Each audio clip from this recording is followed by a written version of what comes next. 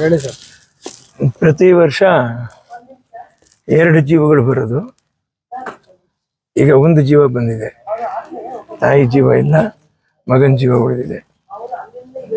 ಪ್ರಜಾಪ್ರಭುತ್ವದ ಇದನ್ನು ಉತ್ಸವ ಅಂತೀವೋ ಹಬ್ಬ ಅಂತೀವೋ ಇವೆಲ್ಲ ಹೇಳಿ ಹೇಳಿ ಹೇಳಿ ಹೇಳಿ ಮಾಧ್ಯಮದವರು ನಮಗೆ ಅರಿವು ಮೂಡಿಸಿದ್ದೀರ. ಭವಿಷ್ಯದಲ್ಲೂ ಪ್ರತಿ ಚುನಾವಣೆಗೆ ಎಲ್ಲರೂ ನಾವು ಹುಮ್ಮಸ್ಸಿಂದ ಬಂದು ಓಟ್ ಹಾಕುವಂಥದ್ದು ನಮ್ಮ ಕರ್ತವ್ಯ.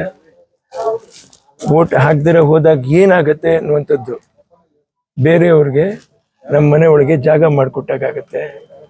ಬೇರೆ ದೇಶಗಳು ಕೂಡ ನಾಳೆ ನಮ್ಮ ದೇಶ ತುಂಬ ಬಲಹೀನವಾಗಿ ಹೋಗಿದೆ ಅಂತ ಇಟ್ಬಿಟ್ಟು ಅವ್ರು ನಮ್ಮನ್ನು ಆಕ್ರಮಿಸ್ಕೊಳ್ಳುವಂಥ ಪರಿಸ್ಥಿತಿನೋ ಅಥವಾ ಅವ್ರದ್ದೇ ಆದ ಒಂದು ಇಲ್ಲಿ ಏನಾದರೂ ಒಂದು ಸಾಧನೆ ಮಾಡಬೇಕು ಅನ್ನುವಂಥ ಒಂದು ಉದ್ದೇಶಗಳಿಂದ ಜನ ಬಂದು ಕೂತ್ಕೊಳ್ಳೋ ಪರಿಸ್ಥಿತಿ ಆಗುತ್ತೆ. ಅವ್ರದ್ದೇ ಪ್ರತಿನಿಧಿಯಾಗಿ ಹೋಗ್ತಾರೆ.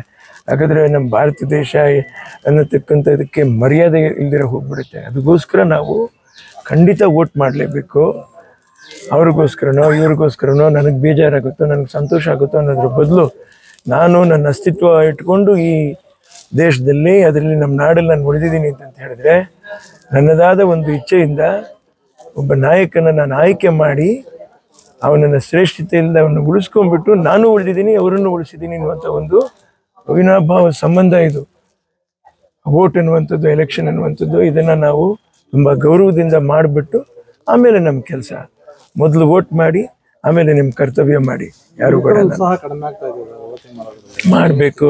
ಯುವಕರ ಉತ್ಸಾಹ ಕಡಿಮೆ ಆಗ್ತದೆ ಅಂದರೆ ಟೆಕ್ನಾಲಜಿ ಜಾಸ್ತಿ ಆಗೋಯ್ತು. ಆ ಟೆಕ್ನಾಲಜಿನಲ್ಲಿ ಒಳ್ಳೆಯದನ್ನು ಜಾಸ್ತಿ ಹೇಳ್ಕೊಡೋದು ಸ್ವಲ್ಪ ಕಡಿಮೆ ಆಗೋಯ್ತು. ಅದರಿಂದ ಆ ಥರ ಪರಿಸ್ಥಿತಿಗಳು ಬರ್ತಾ ಇದೆ. ಅವೆಲ್ಲ ಸ್ವಲ್ಪ ಕಡಿಮೆ ಮಾಡಿಬಿಟ್ಟು ಮನೇಲಿ ತಂದೆ ತಾಯಿ, ಆಮೇಲೆ ಗುರು, ಸ್ಕೂಲ್ಗಳಲ್ಲಿ ಮೇಷ್ಟ್ರುಗಳು ಮಕ್ಕಳಿಗೆ ಒಳ್ಳೆಯದನ್ನೇ ಹೇಳ್ಕೊಡ್ಬೇಕು. ನೀವು ಟೆಕ್ನಾಲಜಿ ಹೇಳ್ಕೊಡಿ, ನಾವು ಬೇಡ ಅಂತ ಹೇಳಲ್ಲ.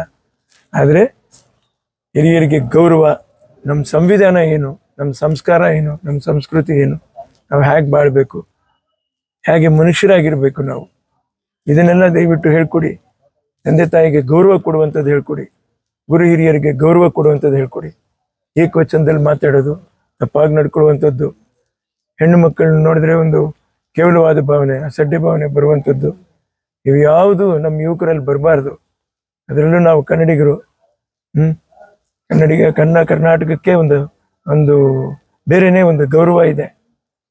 ಆ ಗೌರವನ ನಾವು ಉಳಿಸಿ ನಮ್ಮ ತಲೆ ಎತ್ಕೊಂಡು ನಾವು ನಡೆಯುವಾಗ ಎಲ್ಲೇ ನೋಡಪ್ಪ ನಮ್ಮ ಕನ್ನಡದವ್ರು ಹೇಗಿದ್ದಾರೆ ಅಂತ ಹೇಳ್ಬೇಕು. ಆ ಮಟ್ಟಕ್ಕೆ ನಾವು ನಡ್ಕೊಂಬಿಟ್ರೆ ನಮ್ಮ ಜನ್ಮ ಸಾರ್ಥಕ.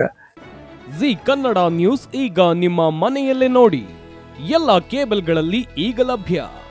ಸನ್ Direct 292, Jio TV 1334, U digital 162, City Cable 51, GTPL 17, Abhishek cables 821, Rock Line telecommunication 51, Shri Basaveshwara number 60, Vinayaka digital number 53, in digital number 896ರಲ್ಲಿ.